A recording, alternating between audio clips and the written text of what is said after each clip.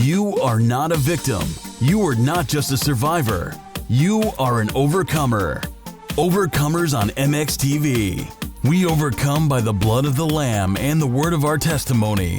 Overcomers seeks out the testimonies of those who have overcome great adversity to achieve their dreams. Overcomers on MXTV. Not a victim. Not just a survivor. An overcomer.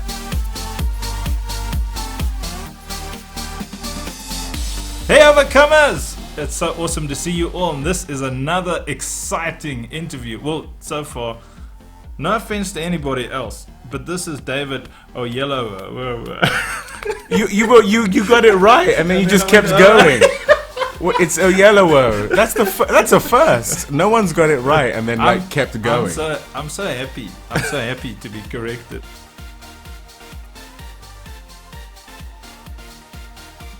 Oyelowo. There you go. I got to tell you how I met David Oyelowo, because the most impacting thing about this man was we sat down next to each other in the airplane, and I thought, who's this cool guy? This looks like a cool guy. He doesn't look anything like Martin Luther King. I don't know if it's the moustache or the American accent. but most exciting thing for me was, you know, a true friend is someone who, when the air hostess tells you, sorry, you can't have the pudding. And then a friend says, I'll order it for you and you can have mine. We should clarify that, in that she didn't deny you the pudding. She denied you two puddings. There was chocolate and red velvet, and you wanted both. So I gave you mine. Let's not disparage South African Airlines. I saw you were a man in need, so I sacrificed my red velvet. Yeah. Did you sacrifice your red velvet? You didn't. Not really. No. I'm in front of the camera a lot, so I've got to. Yes, you got it. Yeah. No, it was amazing. I was like, can I have both? And she was like, no. And then David was like, I'll have mine, please. And then we conspired, and I ended up with a chocolate thing and a red velvet. Yeah. And I thought, what an awesome guy. It's evocative of the Good Samaritan, isn't it? That story. It is. It really has the same gravitas. I felt very loved. I'm not gonna lie. Anyway, and then was it the New York Times? Oh yes. And then there's this massive picture of you, but my ADD, I can't hit the side of a barn door if I. So there's this massive picture, and everybody's reading it, and I'm like, what movie is this? And it's got all these awesome raving reviews and one-liners, and everyone's crazy about it. And then we're chatting about what we do, and then suddenly I kind of realized this is Martin Luther King. Well, the guy who played Martin Luther King. Yeah, well, you might as well have been. That was very good. You know, that movie was so inspiring. The moment I found out, I was like, I've got to do an interview with That's Scott. why I had to give you some cake, because I thought it would help him calm down. But I think the sugar didn't help. No, I'm a fanboy. Not a victim. Not just a survivor. An overcomer. We're here for the most important thing is in chasing success, in chasing that dream. And I guess a lot of people who just chasing happiness, people underestimate what you have to go through, what anybody has to go through. And I'm so excited to be sitting with someone that's achieving their dreams. But when I was going through my own hell, and a lot of people that I speak to going through their challenges and their own hell, there was really one big question that I was asking is who else has been through this and how they got through it. So I'm so grateful that you're willing to share something that you've been through. And the first question, of course, is, well, what's the kind of worst memorable thing you can think of that you had to overcome? Well, like most people, I've had to overcome a number of things, but one of the most challenging was that, my wife and I, we are from the UK, and we had nice careers there at the time. We had 2 kids when we felt, you know what, let's make a go of it in Hollywood. Yes. And so we moved with our 2 kids, This was in 2007, and very soon after we moved, there was an economic crash and a writer's strike.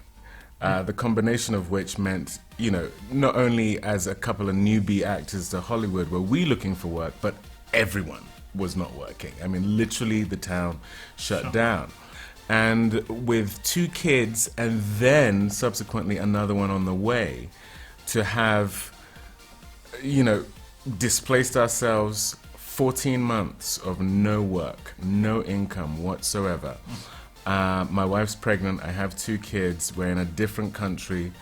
That was really, really tough. And my toughest moment was as a man, as the head of my home, being down to $3 in my wallet. Because I literally couldn't go to the hole in the wall, couldn't go to the cash machine because it would literally growl at us. It was bone dry. Yes. And I remember this moment. I had 3 $1 bills in my wallet. I gave my wife 2. I held on to 1. And I said, well, this is where we are. And it was a very, very low point, especially having had a nice career in the UK, having made the choice to come to the States to pursue, bigger ambitions. And the thing that got us through was our love for each other and God's love for us. And the thing I couldn't have anticipated is that our love as husband and wife would deepen through our most challenging time as a family. We were all we had to hold on to, and God was the only source outside of our ability to provide for ourselves to hold on to. And when the Bible talks about a joy that surpasses understanding, that was the moment when I really engaged with that, because we were back to basics. We were back to relationships with God, relationship with each other, and it was enough, and God provided. And it's something that even as things have got better again, that we've managed to hold on to. Sure. So if we can go back to that $3 moment. I think a lot of people, when they hit that $3 moment, they get to that this is it stage.